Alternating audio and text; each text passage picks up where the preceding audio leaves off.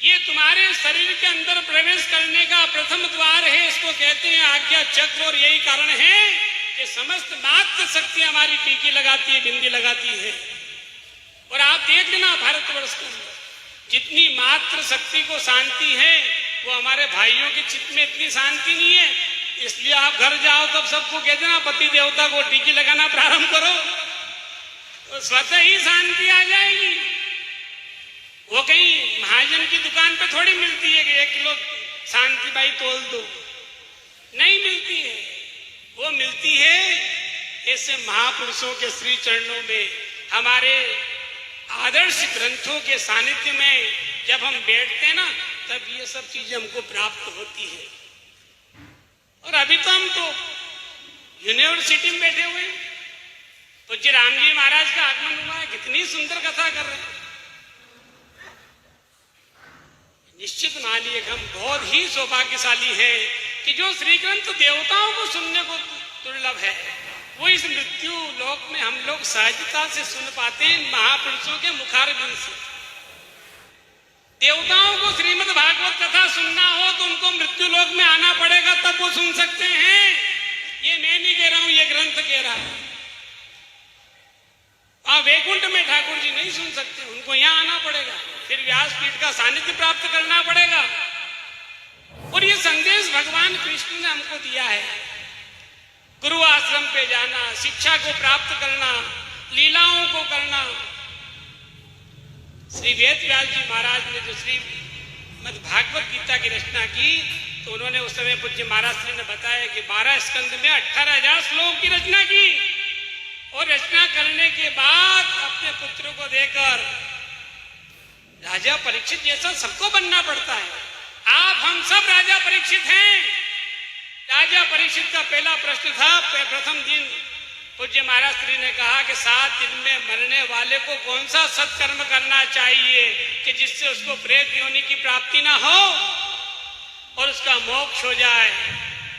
राजा परीक्षित ने केवल अपने लिए प्रश्न नहीं रखा, राजा परीक्षित ने आप और हमारे और सबके लिए प्रश्न रखा, 7 दिन में मरने वालों को कौन सा सत्कर्म करना चाहिए कि जिससे प्रेत योनि की प्राप्ति ना हो। 8वां दिन तो बना ही नहीं है, हर व्यक्ति को 7 दिन में जाना है।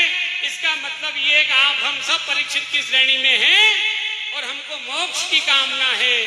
पुनरपि जननम पुनरपि मरणम, बार बार आना और बार बार जाना, इस चक्रव्यूह से केवल श्रीमद् भागवत महापुराण से ही ये प्राप्त किया जा सकता है। लौकिक दृष्टि से सोचो, मैं कई कार्यक्रम देखता हूँ पूज्य महाराज श्री, महिलाएं नृत्य करने लग जाती, तब मैं उनसे कहता हूँ, हे देवी, तुम श्रीमद् भागवत महापुराण की कथा के सानिध्य में नृत्य कर रही हो, या तो तुम ये सोच बैठी हो कि तुम भक्ति महारानी हो, या तुमको ज्ञान नहीं इसलिए नाच रही हो। उन्होंने कहा महाराज जी कैसे? मैंने कहा मैं बताता हूँ। अरे भाई, अगर किसी को ये मालूम पड़ जाए कि 7 दिन में उसकी मौत होने वाली है, तो वो नाचेगा या रोएगा? तो ये तो मृत्यु को सुधारने वाला श्री ग्रंथ है, इसको जीवन में चरित्रार्थ करना है, व्यर्थ का प्रमाद नहीं करना। मैं आया, मैंने केवल यही देखा यहाँ पे कि सब कुछ अनुशासित चल रहा है। इसका मतलब है कि जो परिवार यहाँ पे इस आयोजन को कर रहा है, उनका तो कल्याण हुआ ही, और आए हुए जनमानस का भी कल्याण होगा।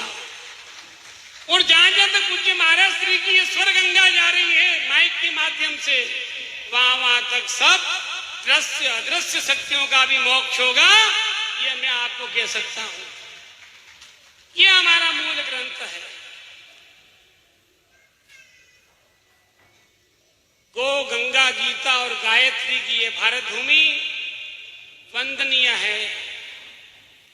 भारत में 4 ग को ही बहुत ज्यादा सम्मान मिला पूज्य महाराज श्री।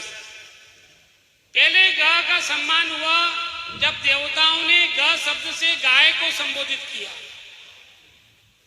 और उस गौ माता में 33 कोटि देवता विराजित होकर मृत्यु लोक में आ गए जनमानस का कल्याण करने के लिए। पूज्य महाराज श्री अभी चिंतित थे गौ माता को लेकर, और सब लोग। आज का दिन तो वह दिन है जब पूज्यपाद स्वामी जी करपात्री जी ने एक बहुत बड़ा आंदोलन का शुभारंभ किया था गोपाष्टमी से, कि गाय को अपने ही घर में स्थान मिले, और हम चाहते हैं कि गाय राष्ट्र माता हो। और तब से अभी तक हजारों हजारों संतों ने बलिदान दे दिया है। तो गोपाष्टमी का पर्व साधारण पर्व नहीं है, ये बड़ा पर्व है। और जैसा कि श्रीमद् भगवत गीता बार बार कहती है, पुराण आदि कहते हैं कि गावो विश्वस्य मातृ, गाय पूरे विश्व की माँ है। वो किसी क्षेत्र की, गांव की, मोहल्ले की माँ नहीं, पूरे अखिल विश्व ब्रह्मांड की माँ है। तो निश्चित है कि जब माँ है तो बच्चों का दायित्व बढ़ जाता है। आप हमारा भी कर्तव्य है। गो माता अगर धराधाम में आई है तो केवल आपके कल्याण के लिए आई है। गाय नहीं रख सकते हो, कोई बात नहीं, एक रोटी बने पहली गौ माता को दे दिया करो, 33 कोटि देवताओं को पेट भर जाएगा केवल एक रोटी से। मंदिर नहीं जा सको, कोई बात नहीं, क्योंकि गौ माता चलता फिरता मंदिर है, चलता फिरता तीर्थ है। जब तीर्थ जाने में असमर्थ हो जाओ तो गाय के दर्शन कर लेना, आपको चारों तीर्थ का फल घर बैठे प्राप्त हो जाएगा। ऐसी भविष्य को प्रदान करने वाली ये गौ माता है। गाय की अनेक महिमा है, लेकिन ग शब्द को सम्मान मिला सर्वप्रथम तो गाय से मिला। दूसरा सम्मान ग शब्द को और प्राप्त हुआ तो गायत्री माँ ने उसको शिरोधार्य किया। उस गायत्री का जप कर आचार्य